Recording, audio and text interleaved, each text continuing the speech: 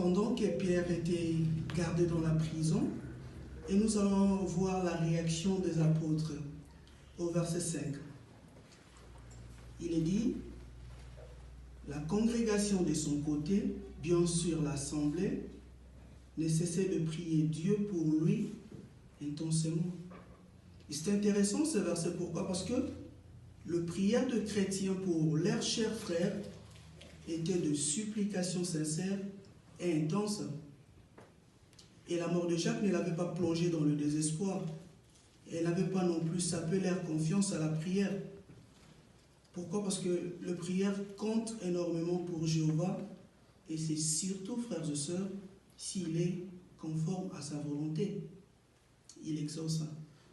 Et bien que lui-même, il fit loin de l'esprit, l'apôtre Paul a encouragé les chrétiens de son époque, dans le livre de Hébreux chapitre 13 au verset 18, de toujours prier pour la communauté de frères et sœurs.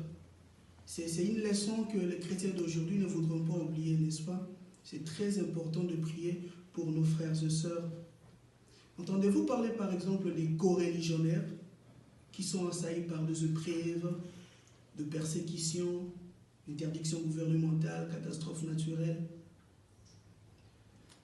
Et si nous avons l'habitude de prier ou de méditer avant de pouvoir prier, il nous viendra à l'esprit de beaucoup mentionner les noms de personnes qui sont par exemple incarcérées injustement à raison de leur foi, n'est-ce pas?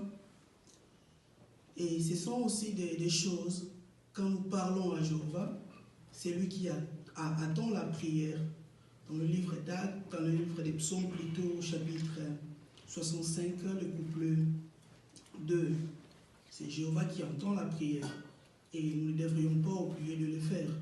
Et nous avons aussi les sentiments de le faire pour nos frères et sœurs. Et c'est surtout, et quand nous traversons aussi des moments très difficiles, et si on le fait, Jéhovah nous bénira.